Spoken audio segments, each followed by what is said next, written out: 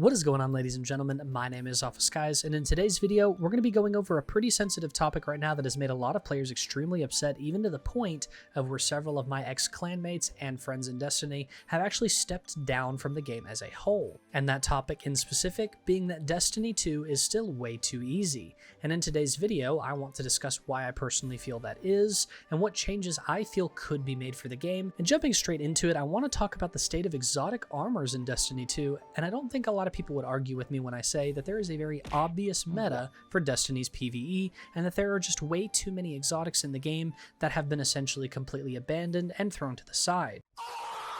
And with exotics in the game like Starfire Protocol, there's just no room for other exotics in the game to really shine. Bungie continues to release an absurd amount of exotics, and again, for lack of better words, these are just downright garbage, and for whatever reason, instead of simply buffing or reworking some of these shelved exotics in question, they feel the need to continue releasing new exotics into the game that, although seem gimmicky or cool on release, will end up eventually meeting the same fate and being shelved almost immediately when compared to the exotics that we have right now. So I feel the direction they need to take is that there needs to be drastic buffs or reworks to pretty much all of the exotics in question that have just been sitting and collecting dust for years now. There are simply not enough exotics in the game that actually encourage or help with solid build diversity for the game. And although I agree that there are definitely nerfs that need to be actually executed to certain exotics and builds in the game, I think it's fairly obvious that if there were more real diversity in terms of strong builds and strong exotics in the game,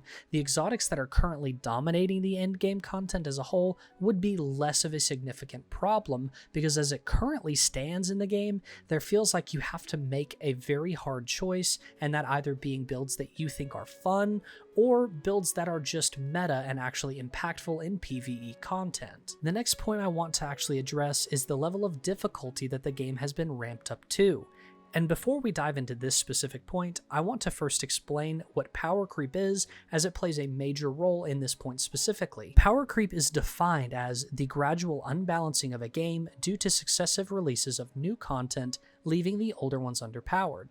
This obviously again goes hand in hand with the point that we had just discussed, talking about all of the exotics that had been crept out in the past, but for the reason I feel I need to mention it more specifically now is that power creep, just like vast majority of games, exists in Destiny 2. These releases specifically being things like subclass 3.0s, or new exotics and stronger exotics, or just new and stronger weapons that are being released with more strong and consistent perk combinations. And with things like Solar 3.0 being buffed and drastically ramping up the effectiveness of certain exotics like Starfire Protocol, the level in which the players in the game are being power crept is not actually matching the same level of power creep that the game's difficulty scaling is at all. So in theory, gradually as time goes on, the game should slowly and more effectively become more difficult. There should be more harder activities, more difficulties that are introduced, and yet right now with Destiny 2, it feels like this ramping is significantly slower than the rate of our power creep of what our Guardians are experiencing. And honestly, for things like contest mode, it doesn't actually feel like they've increased the difficulty of it from the previous contest modes we've had in any way at all. In the current state of the game, endgame activities are just simply way too easy. And I do understand people's frustration of feeling like they've been left out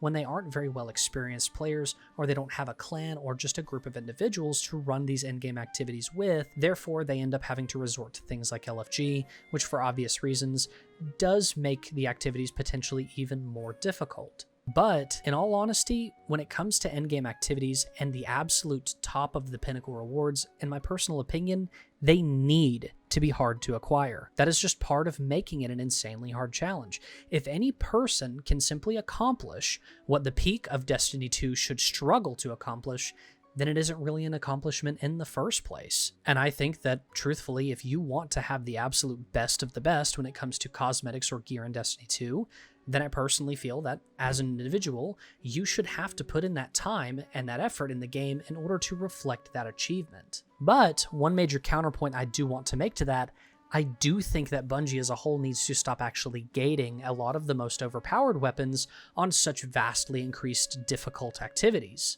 Because coming from somebody who enjoys really difficult and really endgame content, it isn't really so much about the gear as it is simply that I enjoy playing hard content for the challenge of it. So maybe a cosmetic or something along those lines, but I do think it's unfair for Destiny to simply lower the actual difficulty of these challenges so that everybody can access the gear from it when they don't even have to put the gear there in the first place. But that's going to be it for today's video, and I hope you enjoyed it. So let me know down in the comments below how you guys feel about the current state of Destiny 2 and what you would do to change it. And since you're already here and you've made it all the way to the end of the video, I would like to ask you to subscribe and help me reach my sub goal of 1K by the end of this year. But with all of that out of the way, I'm Alpha Skies, and I will catch you guys in the next video.